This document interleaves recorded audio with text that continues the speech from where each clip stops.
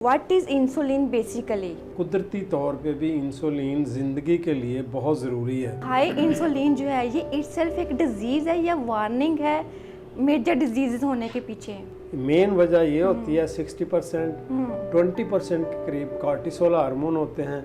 अगर इंसुलिन उसको मिल के खुलिये के अंदर ना लेकर जाए तो वो ग्लूकोज जो है वो एनर्जी में कन्वर्ट नहीं होता। जो मेन कारण होता है या वजह होती है वो होती है आमतौर पे hyperglycaemia. We are today joined by Dr. Saeed Ahmed, very senior consultant, family physician, vice president of Academy of Family Physicians. Assalamu alaikum sir. वालेकुम अस्सलाम। Sir, thank you for joining us. Sir, लोगों को heart failure का पता है, diabetes का पता है, लेकिन इंसुलिन का नहीं पता। तो व्हाट इज़ इंसुलिन बेसिकली? बिस्मिल्लाहिर्रहमानिर्रहीम। असल में हम ये देखते हैं कि फ़लाँ बंदा मोटा हो गया, उसको शुगर हो गई है, उसको दिल का दौरा पड़ गया है, उसके टांग बाजू या कोई चीज़ कट गई है, या उसके जोड़ों में तकलीफ़ है, या उसकी आंखें ज़ाया हो गई हैं, उसके आंखों के पीछे जो पर्दा था रेटिना वो डैमेज हो गया है। तो इसके पीछे जो मेन कारण होता है या वजह होती है वो होती है आमतौर पे हाइपरग्लाइसीमिया। हाइपरग्लाइसीमिया का मतलब होता है, ग्लाइसीमिया का मतलब है ग्लूकोज की मिकदार, और ईमिया जहाँ भी आएगा ना वहाँ उसका मतलब है खून के अंदर हाइपरग्लाइसीमिया, यानी शक्कर की या चीनी की या आप ग्लूकोज की कार्बोहाइड्रेट की मिकदार ज़्यादा है। अब इसके साथ ही एक जुड़ी हुई चीज़ है जिसको हम इंसुलिन कहते हैं। तो इंसुलिन आपने अक्सर देखा कि जब मुंह से खाने वाली गोलियां जो शुगर को कम करने वाली होती हैं उनके असरात या असर कम हो जाता है तो फिर हम बाहर से इंसुलिन लगाते हैं। तो इसका मतलब ये है कि कुदरती तौर पे भी इंसुलिन ज़िंदगी के लिए बहुत ज़रूरी है।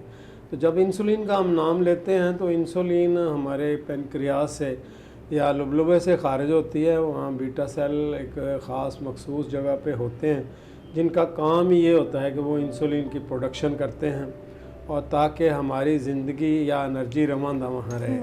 उसका काम बेसिकली ये होता है कि जो भी ग्लूकोज या कार्बोहाइड्रेट हमारे खून में आता है उस सेल को पकड़ के वो हमारे खुलिये के अंदर लेकर जाती है। अगर इंसुलिन उसको मिल के खुलिये के अंदर ना लेकर जाए तो वो ग्लूकोज जो है वो एनर्जी में कन्वर्ट नहीं होता, ताकत में नहीं बनता। तो इसलिए इंसुलिन बहुत ज़रूरी है। अब इंसुलिन नॉर्मल हो तो वो तो बहुत अच्छा है, बंदे को ये 8-9 बीमारियां नहीं होंगी, फैटी लिवर नहीं होगा, इंसुलिन रेजिस्टेंस नहीं होगी, मोटापा नहीं होगा। इसके अलावा आपका जोड़ों में तकलीफ़, आँखों का ज़ाया होना, फालज होना, दिल का दौरा पड़ना, ब्लड प्रेशर होना, इससे आप बचे रहेंगे अगर ये नॉर्मल है।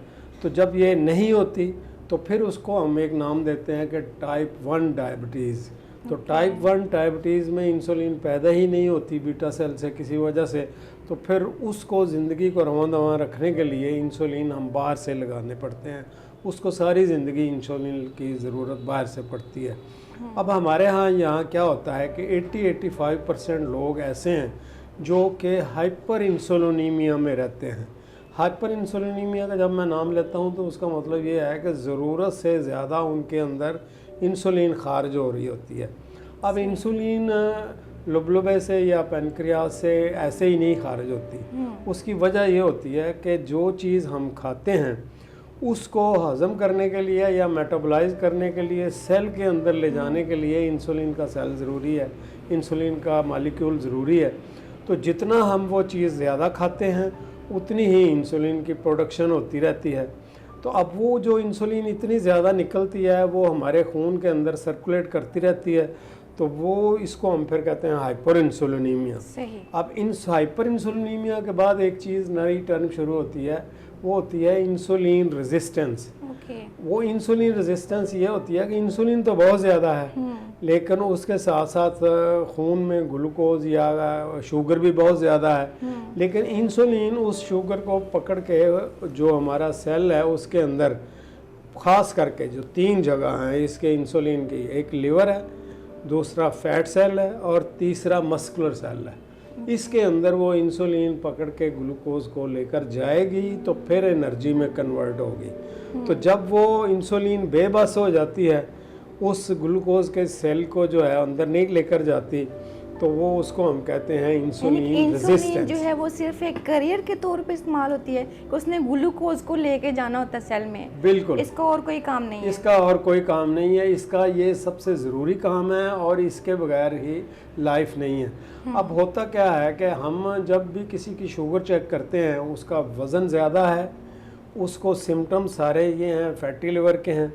जिस तरह कि मैं पहले भी बताता हूँ कि फैटी लिवर के सिम्टम सबसे पहले ज़ाहिर होते हैं ये कि ये जो आपका नकल है ये कलर और ये कलर डिफरेंट हो जाएगा। इसके अलावा आपकी गर्दन का कलर और बाकी स्किन का कलर ब्लैक हो जाएगा, स्किन का यहाँ छोटे छोटे मोके बनने शुरू हो जाएंगे और अंडर आर्म का कलर भी आपका डार्क हो जाएगा। तो ये फर्स्ट साइन जो है वो, उसके बाद आपको ओबेसिटी हो जाएगी, यानी मोटापा होगा, पेट की ही चर्बी बाहर होनी शुरू हो जाएगी। अब इंसुलिन क्या करती है? इंसुलिन का जो मेन काम है वो क्या है? मेन काम एक तो मैंने बताया कि ग्लूकोज के मॉलिक्यूल को लेके उसने सेल के अंदर ले जाना है, जो कि माइटोकॉन्ड्रिया में जाएगा तो फिर एनर्जी में कन्वर्ट होगा। अब फ़र्ज़ करें हमें एक आदमी को एक रोटी की ज़रूरत है, तो हम दिन में 6 रोटियां खाते हैं, तो जो 6 रोटियों में से 5 रोटियां हैं उनका इंसुलिन क्या करेगी? अब उनका इंसुलिन क्या करेगी? उसको लिवर में ले जाएगी कार्बोहाइड्रेट को, और लिवर उसका ट्राइग्लिसराइड बनाएगा या उसको फैट में कन्वर्ट कर देगा।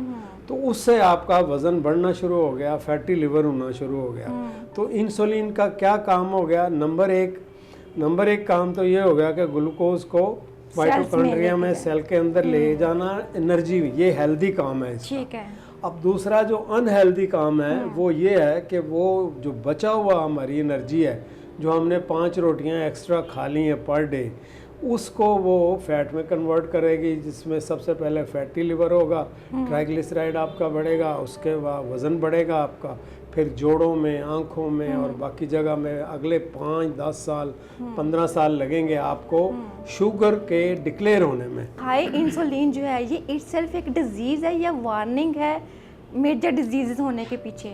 मेरे ख्याल में तो ये जो मेटाबॉलिक सिंड्रोम जो जिसको हम कहते हैं, जिसमें 8-9 बीमारियां हैं, जिसमें कैंसर भी शामिल है, ठीक है, जो कि हमें ये मेटाबॉलिक सिंड्रोम में आता है, तो उसकी मेन वजह ही ये हाइपर इंसुलिनीमिया होती है। मेन वजह ये होती है 60%, 20% के करीब कार्टिसोल हार्मोन होते हैं, और बाकी 20% जो है ना वो जो हमारे सेक्स हार्मोन्स हैं, जिस तरह टेस्टोस्टेरॉन है, एंडोस्टेरॉन है, ये होते हैं, या थायराइड के हार्मोन हैं, ये मिलके इतने बढ़ते हैं। तो मेन कंट्रीब्यूटर जो होते हैं ना, ये हमारे कार्टिसोल होते हैं, स्टीरॉयड होते हैं, ये जिनको हम कहते हैं, जो कि इनको आम ज़बान में फाइट एंड फ्लाइट हार्मोन भी कहते हैं, जो गुस्से में, खुशी में या एक्साइटमेंट में निकलते हैं या परेशानी में निकलते हैं, ये एड्रिनल ग्लैंड से, तो वो भी इन अदर वर्ड्स इंसुलिन को ही एनहांस करते हैं। तो मेन काज जो है ना इसका, ये मेटाबॉलिक सिंड्रोम का, वो यही है, इंसुलिन, हाई इंसुलिन। ठीक है। हाई इंसुलिन की क्या काजेज़ हैं? किन किन वजूहात की वजह से आपकी इंसुलिन हाई रहती है आपके ब्लड में? आम तौर पे जब हम किसी मरीज के देखते हैं ना कि वो कहता है जी मेरी टांगों में दर्द है, मैं रात को थकावट हो जाती है, जब तक मुझे बुच्चे दबाए ना मेरे सुकून नहीं आता, नींद नहीं आती, मेरे हाथ पांव जलते हैं, मेरे हाथ पांव से सुइयों के चुभने की ये आती है, टिंगलिंग सेंसेशन होती है, नमनेस होती है, या मेरी नज़र जो है वो इस तरह बड़ी बड़ी रहती है, या मैं जो है चीज़ें भूल जाता हूँ। इसको हमारे ज़बान में कहते हैं कि कॉग्निटिव फंक्शन है। तो कॉग्निटिव फंक्शन है, या एंजाइटी डिप्रेशन मुझे जल्दी हो जाती है। मैं छोटी सी चीज़ होती है तो उसको समझता हूँ कि ये कोई बहुत बड़ा मसला बन गया मेरे लिए, तो मैं परेशान हो जाता हूँ। अब ये सारी चीज़ें जो होती हैं ये इसी हाइपर इंसुलिनीमिया की वजह से हो रही होती हैं। लेकिन हम क्या करते हैं एज ए डॉक्टर, है 100% तकरीबन या 99% डॉक्टर्स क्या करते हैं, उसकी ब्लड शुगर चेक कराएंगे, फास्टिंग शुगर चेक कराएंगे, तो वो दोनों शुगर उसकी नॉर्मल होंगी बल्कि कम होंगी। तो उसमें डॉक्टर भी खुश हो जाता है, मरीज़ भी खुश हो जाता है कि मेरी शुगर तो ठीक है, लेकिन हो कैसे रहा है, आपने खाया, आपके अंदर तो इंसुलिन ही इतनी ढेर सारी थी, उसने फ़ौरन आपका ग्लूकोज को नीचे कर दिया, लो कर दिया, आपका HbA1c भी 3 माह की शुगर जो है वो भी नॉर्मल हो गई। और क्योंकि वो पीछे जो है वो कारण, उसका वजह जो है वो है हाइपर इंसुलिनीमिया, इंसुलिन इतनी ज़्यादा पड़ी हुई है। अब ये रिसर्च में अभी आ गया हुआ है कि अगर आप कोई चीज़ ऐसी जिसको मेटाबॉलाइज करने के लिए, हजम करने के लिए इंसुलिन की ज़रूरत पड़ती है, उसको आप देखेंगे भी ना तो इंसुलिन निकल आएगी। अच्छा। इसको एक फिनोमेना कहते हैं आई साइन। किसी चीज़ को देखने से, मीठी चीज़ चीनी पड़ी हुई है ना, तो आपका इंसुलिन की सर जाने के चांसेस हैं इसमें। इसके अलावा आपको खुशबू आ जाती है, जिस तरह इनके हलवे की खुशबू आ गई है, पुलाव की खुशबू आ गई है, आपको चावलों की खुशबू आ गई है, उससे भी आपको इंसुलिन की सर तो ये जो आजकल बहुत ज़्यादा ये फूड्स के चैनल बने हुए हैं और लोग देखते हैं, वो खा रहे होते हैं, तो क्या वो खाने से जो आपके अंदर एक सर्ज पैदा होती है वो इंसुलिन को ट्रिगर कर सकती है? बिल्कुल ट्रिगर करती है, लेकिन वो होती थोड़ी है, उसकी नॉमिनल सी होती है, वो इतनी ज़्यादा नहीं होती, लेकिन होने की। अब इसका जो तरीका है, सबसे पहले तो हम डॉक्टर्स जो हैं थोड़ी सी हम इसमें सुस्ती करते हैं, या अभी हमें ये चीज़ इल्म में नहीं आई। हम चूँकि रिलेटेड हैं, मैं एज ए डॉक्टर या as a senior vice president academy of family physician का, तो हमारा CME कंटिन्यूस मेडिकल एजुकेशन चलती रहती है, दिन रात एक तरह से चलती रहती है। तो वहीं से हमने सीखा कि हमें किसी भी पेशेंट को, जिस पे आप समझें कि मेटाबॉलिक सिंड्रोम का पेशेंट है, जिसमें मोटापा है, उसको लग रहा है आपका कि कलर भी चेंज है, फैटी लिवर भी है, या अल्ट्रासाउंड पे ही फैटी लिवर आ गया आपके, तो उसका आपने फास्टिंग इंसुलिन चेक करानी है। उसके ये 4 टेस्ट आपने लाजमी कराने हैं: fasting insulin, fasting blood sugar, fasting lipid profile और फास्टिंग C पेप्टाइड। ये 4 करेंगे। अब 4 करने का फ़ायदा क्या है? एक टेस्ट होता है हमारे ज़माने में, हम ये इसको निकालते हैं डॉक्टर्स, होमा IR, यानी खून के अंदर आपके इंसुलिन रेजिस्टेंस कितनी है। अगर, और उसका तरीका भी बहुत आसान है, जितनी यूनिट आपकी या इंसुलिन आई है उसको, जितनी फास्टिंग आपकी ब्लड शुगर है उससे मल्टीप्लाई करें और उसको 405 से तकसीम करें। अगर उसका रिज़ल्ट 1 आए तो दैट इज़ दी गुड, आपको कोई इंसुलिन रेजिस्टेंस नहीं है और आपको कोई इसमें डरने की ज़रूरत नहीं है। सही।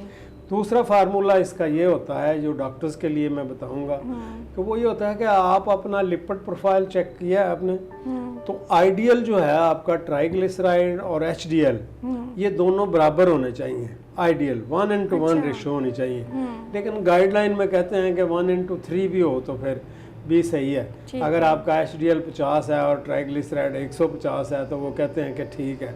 इंसुलिन ज़ाहिर होने से पहले हमारे जो ये ऑर्गन है ये कैसे डैमेज होते हैं, इसको कहते हैं ग्लाइकेशन। ठीक है। अब ग्लाइकेशन क्या होती है? अक्सर आपने देखा कि हमने कहा जी जो आँख ज़ाया होती है या सफ़ेद मोतिया हो जाता है हमें, तो लेकिन जब हम कहते हैं जी इसकी वजह तो शुगर हो सकती है, जब शुगर चेक करते हैं शुगर ठीक होती है। जिस तरह मैंने पहले बताया कि शुगर नॉर्मल होती है, लेकिन उसका आपके जोड़ों की तकलीफ शुरू हो गई है, आपको ब्लड प्रेशर हो गया, आपका मोटापा हो गया, आपकी शुगर सही है, आप कहते हैं शुगर तो मेरी 3 महीने वाली भी सही है, लेकिन उससे पहले ही एक वर्ड होता है ग्लाइकेशन। ठीक है। वो ग्लाइकेशन शुरू हो जाती है। तो ग्लाइकेशन को समझने के लिए आप ये याद रखें कि आपका ट्राइग्लिसराइड और HDL दोनों बराबर होंगे तो आप ग्लाइकेशन से बच जाएंगे। जब भी ये हम खाएंगे, देखेंगे, सूंघेंगे तो इंसुलिन की सर जाएगी। तो आपने अगर अपना हाइपर इंसुलिनीमिया ठीक करना है, आपने अपना वेट कम करना है, आपने अपने जोड़ों की तकलीफ़ कम करनी है, आपने अपना ब्लड प्रेशर ठीक करना है, आपने आपका anxiety, depression, cognitive function, foggy brain को सही करना है, हार्ट की पल्पिटेशन को सही करना है, थायराइड को सही करना है, तो गारंटी के साथ कहता हूँ कि ये चीज़ें आप अपनी लाइफ से आहिस्ता आहिस्ता करके छोड़ दें या कम कर दें। आपको ना इंसुलिन की ज़रूरत पड़ेगी, ना आपको ये 8 बीमारियां होंगी, ना आप 3 जगह से आप अपने पैसे बचाएंगे। कहाँ से? डॉक्टर की फ़ीसों से, जो कि मेरे लिए भी शायद मुश्किल है कहना, नंबर 2 पे लेबॉर्ट्री की फ़ीसों से, नंबर 3 दवाइयों से। तो ये 3 चीज़ें आपकी जो है ना, जो कि सारी ज़िंदगी, जब आप आखिरी सांस भी ले रहे होंगे ना, तो उस वक्त भी आपको शुगर कंट्रोल के लिए या इंसुलिन लग रही होगी या दवाई हो रही या ऐसा ही होगा। तो आज से तहिया कर लें कि अगर आपने इनसे बचना है तो ये चीज़ें जो हैं इनकी मिकदार आहिस्ता आहिस्ता कम करें और आहिस्ता आहिस्ता कम करने के बाद छोड़िए। तो इसके सर, साथ ही एक और जी चीज़ जिसको हम कहते हैं वाटर फास्टिंग। जी जी वाटर फास्टिंग का मतलब ये होता है कि आपने मिनिमम 18 घंटे आपने अपना पेट मैदा खाली रखना है, कुछ नहीं खाना। 6 घंटे के अंदर अंदर 2 शॉर्ट मील ले लें, इतने ही ले लें जितनी आपको ज़रूरत है। तो अगर आप ये अपनी आदत बना लेंगे तो आपको जो इन चीज़ों की आप इन 8 से 10 बीमारियों इवन इसके सर वो शॉर्ट मील्स में क्या होना चाहिए? हाँ, वो ये एक पते की बात है। अब ये देखें कि शॉर्ट मील में क्या होना चाहिए जिस पे लोग जो है, फ़र्ज़ करें मैंने जिस तरह बताया कि नान, कुलचा, रोटी, चावल, बोतल, जूस, दूध, दही, फल, बेकरी, किसी किस्म का जूस, ये आपने अपने एक तो साइड पे कर दें। अब आपने खाना क्या है, आपने फ़र्स्ट मील लें आप दोपहर को 2 बजे आप लें, पहला खाना खाएं आप, जिसको आप ब्रेकफास्ट कह लें, लंच कह लें, जो मर्ज़ी नाम दे दें। ये फ़र्ज़ी नाम है, हमने ख़ुद दिए हुए हैं। तो आप पहला खाना जो है वो लें। तो मैं तो जो बेहतर करता हूँ वो पहला खाना मैं सैलड लेता हूँ, सलाद लेता हूँ। लेकिन सलाद में क्या चीज़ों का मैं ध्यान रखता हूँ, कोई भी 2-3 सब्ज़ियाँ ले लेता हूँ, खीरा, टमाटर, प्याज, शिमला मिर्च, ब्रोकली, बंद गोभी, सफ़ेद गोभी, गाजर, मूली, चुकंदर, आइसबर्ग, सलाद के पत्ते। ये वो चीज़ें हैं जो कच्ची खाई जा सकती हैं या थोड़ी सी इनको फ्राई करके आप खा सकते हैं। इसके अंदर 12 से 15 बग़ैर छिलके के बादाम डाल लें, या 5 अखरोट डाल लें, या थोड़ा सा कैशू नट, काजू डाल लें, थोड़ा सा पिस्ता डाल लें। अगर कुछ नहीं है तो थोड़ी सी मूंगफली डाल लें। तो ये हो गया आपके। उसके ऊपर 3 से 4 चम्मच जैतून का तेल डाल लें आप, तो वो आपका पहला खाना हो गया। इसमें आपको ज़बरदस्त एनर्जी मिलेगी।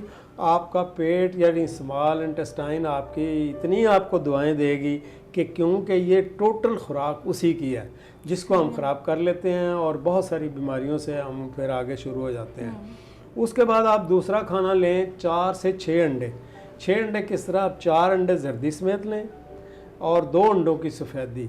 उसका मकसद ये होता है कि आपका जितना वज़न है 1 से 1.5 ग्राम पर केजी बॉडी वेट। फ़र्ज़ करें मेरा वज़न जिस तरह अल्हम्दुलिल्लाह आजकल 70 केजी है, तो मुझे डेली रिक्वायरमेंट मेरी 70 ग्राम प्रोटीन की लाजमी है। इससे कम नहीं मैंने लेनी, ज़्यादा ले लूँ तो कोई हर्ज नहीं है। तो बेस्ट प्रोटीन जो है वो एग यॉक में है, अंडे की जर्दी में है। सही। उसमें आपको फ़ैट भी मिलेगी, प्रोटीन भी मिलेगी। लोगों ने ऐसे ही डराया हुआ है कि अंडे की जर्दी से कोलेस्ट्रॉल बढ़ जाएगा, ब्लड प्रेशर बढ़ जाएगा। बिल्कुल ऐसा नहीं होता, ये किसी रिसर्च में भी साबित नहीं है। तो अंडा जर्दी समेत लेना है, चाहे उसको फ्राई कर लें, चाहे उसमें आमलेट बना लें, या चाहे उसको जो है वो बॉयल करके खा लें, जैसे आपको जाए।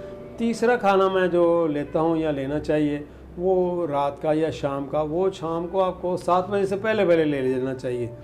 तो 7 बजे से पहले अगर आपके घर में कोई भी सब्ज़ी पकी हुई है, सब्ज़ी के अंदर आप 2-3 बोटियाँ रेड मीट की, जिसमें छोटा गोश्त, बड़ा गोश्त, कीमा, हड्डी समेत या दूसरा, और 2 दिन आप ब्रायलर खा लें, 1 दिन कोई दाल खा लें। तो जो बेस्ट दाल है, जो अच्छी है, जिसमें ज़्यादा प्रोटीन होती है, वो मूंग की दाल छिलके वाली है और सफ़ेद चने हैं। बाकी सारी दालें आप खा सकते हैं, कोई हर्ज नहीं है, लेकिन मेरा मकसद ये होता है कि प्रोटीन ज़्यादा आपके अंदर जाए। अब एक चीज़ जिसमें जो मरीज़ हमें बार बार रोज़ाना पूछते हैं वो होती है जी फल नहीं खाना जी। आप इसके अंदर हम एक और वीडियो में आपको कोशिश करूँगा कि थोड़ा सा लंबा है। फ्रुक्टोज़ एक जो उसमें से निकलती है, वो उसका नाम भी शुगर है। फ्रुक्टोज़ ये जो है वो फल से निकलती है। तो जितने ये होटल के खाने होते हैं, बेकरीज होती हैं, इसमें ये फ्रुक्टोज़ हाई कॉर्न सिरप ही इस्तेमाल होता है। तो ये ही सबसे बड़ी वजह होती है ट्राइग्लिसराइड के बढ़ाने की, फैटी लिवर के बढ़ाने की, आपके यूरिक एसिड को बढ़ाने की, आपके जोड़ों के तकलीफ़ों को बढ़ाने की, फालज होने की सबसे बड़ी वजह यही होती है जिसको। और इसके अलावा यूरिक एसिड के अलावा और 2-3 चीज़ें ऐसी हैं जो इससे बढ़ती हैं, जिसको हम अनजाने में खाए जा रहे हैं। और डॉक्टर भी मेरी तरह, मैं भी यही 40 साल करता रहा हूँ, पिछले 3 साल से मैंने तौबा की है कि मरीज़ को गाइड भी नहीं करना, ख़ुद भी नहीं खाना, क्योंकि हमारा लिवर जो है वो ज़्यादा से ज़्यादा एक दिन में 10 से 15 ग्राम फ्रुक्टोज़ मेटाबोलाइज कर सकता है, लेकिन इससे ज़्यादा नहीं है। इससे ज़्यादा नहीं कर सकता। जितना ज़्यादा हम करेंगे उतना हम उस पर लोड डालेंगे, तो वो ये तो सारी सर चीज़ें एक दिन में आप कितना कोई फ्रूट ले सकते हैं? मेरे ख्याल में जो फ्रूट लेना चाहिए वो लो फ्रुक्टोज वाला फ्रूट लेना चाहिए, जिसमें बेरीज हैं, जिसमें ये इसमें बहुत कम होता है, तो ये इस्तेमाल करना चाहिए। बाकी ऐसे एज ए शौकीन चख लें तो है। हम देखें सेब जो है या एप्पल जो है वो उसमें एक मशहूर किया हुआ है, पता नहीं किसने मशहूर कर दिया पूरी दुनिया, 1 apple in a breakfast keeps the doctor way. मैं तो कहता हूँ ये उलट है। वो इतना ज़्यादा उसमें फ्रुक्टोज होता है कि वो बंदे sugar, blood pressure, uric acid की बीमारियों से कभी नहीं बचते जो ये फल खाते हैं। ये जिस तरह आजकल ऑरेंज है, ये आप एक लें। और एक और बात, कभी भी इसका जूस ना लें, ना आर्टिफिशियल जूस लें और ना ही खुद निकाल के जूस लें। वो पूरा फल खा लें आप, पूरा फल खा लेंगे, एक ऑरेंज खा लेंगे तो कुछ नहीं होगा उसमें कोई ऐसा। तो सर जिन लोगों का इंसुलिन हाई रहता है, क्या उनका वज़न कम होने में देर लगती है या जल्दी हो जाता है? हाँ, जब आप अपनी इंसुलिन को कंट्रोल कर लेते हैं तो इंसुलिन एक ऐसा हार्मोन है, इसको कहते हैं लाइपोजेनिक। लाइपो का मतलब होता है फैट, जेनिक का मतलब होता है बनाने वाला। तो ये लाइपोजेनिक है। जब आप उस एक चीज़ को बनाने वाला मिस्त्री या कारीगर ही नहीं होगा तो वो बनेगी नहीं। अब फैट के बारे में जो पहले बन चुकी है, कुदरत ने इसने में, ये नेचर ने इसको या अल्लाह पाक ने इसको हर जानदार में फ़ैट क्यों बनाई है अगर ये इतनी ही बुरी है? बेसिकली इसकी बनाने का जो तरीका है, वजह थी वो ये थी कि जब आपको खाने के लिए कई कई दिन ना मिले तो ये आपकी एनर्जी में कन्वर्ट हो जाए। बिल्कुल सही। तो वो उसी सूरत में होगी जब आपका इंसुलिन लेवल जो है वो 5-10 से नीचे जाएगा। अगर आपका फास्टिंग इंसुलिन लेवल 10-12 से ऊपर है तो कभी भी आपकी फ़ैट बर्न नहीं होगी, कभी भी आपका वज़न कम नहीं होगा, कभी भी आपको ब्लड प्रेशर की दवाई से छुटकारा नहीं मिलेगा, कभी भी आपको जोड़ों की तकलीफ़ से छुटकारा नहीं मिलेगा। ये बात याद रखें। पहले हमने इंसुलिन लोअर करनी है, फिर बाकी सारा कुछ हम कहते हैं जो मेन कल्पट है ना, या मेन जो हमारा चोर है वो उसको पकड़ें, जिसको हमने खा के ना ये नान, कुलचा, रोटी, डबल रोटी, बोतल जूस, दूध, दही, चावल, फल, बोतल बेकरी जूसेस पी के ना उसको हमने जितना कुछ आपने गिनवा दिया ना, फिर पेशेंट कहते हैं कि डॉक्टर तो सारा कुछ मना कर देते हैं। नहीं, तो डॉक्टर ही छोड़ दो। नहीं, डॉक्टर बेशक छोड़ दें, लेकिन आपको अपनी सेहतमंद ज़िंदगी के लिए, रहने के लिए ये ज़रूरी है। डॉक्टर को तो अल्लाह मियाँ ने रिज़्क देना, कोई और आ जाएगा आप जैसा, वो इश्क, वो मसला नहीं है। मसला आपकी सेहत का है, ये आपका फ़ायदा है इसमें, टोटली ये फ़ायदा है। अब मेरे पेशेंट या जानने वाले जितने भी हैं या जिनको मैं ये चीज़ें बता रहा हूँ, मैं तो उनकी शक्ल भी नहीं देखी हुई, फीस लेना तो बड़ी दूर है। जिस तरह आप ये फीस बिल्लाह काम कर रही हैं, अल्हम्दुलिल्लाह हम भी ये फीस बिल्लाह काम कर रहे हैं ताकि लोगों की सेहत सही हो। जब हम कहते हैं कि पाकिस्तान दुनिया में डायबिटीज़ में, ओबेसिटी में नंबर 1 हो गया है, तो इसको कैसे हम वापस करेंगे? दवाइयों से तो नहीं होगा। दवाइयों वाले तो दुआ मांगते हैं कि इसका और बढ़ जाए। ये पाकिस्तान नंबर 1 क्या, हम टॉप कर जाएं शुगर में ताकि हमारी दवाइयाँ ज़्यादा बिके, हमारी इंसुलिन ज़्यादा बिके। तो ये किसका फ़ायदा है? ये मेरा फ़ायदा है, मेरे मुल्क का फ़ायदा है, मेरे लोगों का फ़ायदा है। इसलिए हम ये बातें आप करके देखें। एक हफ्ता एक रोटी छोड़ के देखें, एक हफ्ता चावल ना खा के देखें, एक हफ्ता आप फल ना खा के देखें, जूस ना पी के देखें, बोतल ना पी के देखें। आप अपनी लाइफ में अगर आप खुदा ना खास्ता शुगर की दवाई ले रहे हैं, ब्लड प्रेशर की दवाई ले रहे हैं, तो 1 वीक जो है ना एक करके देखें आप देखेंगे कि मेरी गोली जो है ना वो कम, मुझे हाइपर तो नहीं है, हाइपोग्लाइसीमिया यानी मेरी शुगर कम होना शुरू हो गई है। तो आपका फ़ायदा है इसमें, डॉक्टर का क्या फ़ायदा है इसमें, तो आपका फ़ायदा है। ठीक है, thank you so much doctor साहब, आपने बहुत ही ज़बरदस्त इंफॉर्मेशन से आज हमें आगाह किया। नाजरीन, जैसा कि डॉक्टर साहब बता रहे थे कि हमारा मेन जो मेटाबॉलिक सिंड्रोम है, जैसे कि फैटी लीवर है, बीपी है, ये शुगर है, किडनी की डिजीज़ है, पीसीओएस है, घुटनों में प्रॉब्लम है, ये सारा कुछ जो है ना हाई इंसुलिन की वजह से है। और हाई इंसुलिन किस वजह से होती है कि आप कार्बोहाइड्रेट्स लेते हैं, जूसेस लेते हैं, मैदे से बनी हुई चीज़ें, जितनी बेकरी की आइटम हैं वो लेते हैं, फ्रूट्स का ज़्यादा इस्तेमाल करते हैं। ये सारी चीज़ें आपको तर्क करना पड़ेंगी अपने इंसुलिन को कम करने के लिए। तो इंसुलिन कम करेंगे तो ये सारी जितने भी 8-9 मेटाबॉलिक डिजीज़ हैं उनसे भी आप बच सकेंगे। Stay aware, stay connected, stay healthy. अल्लाह हाफिज़।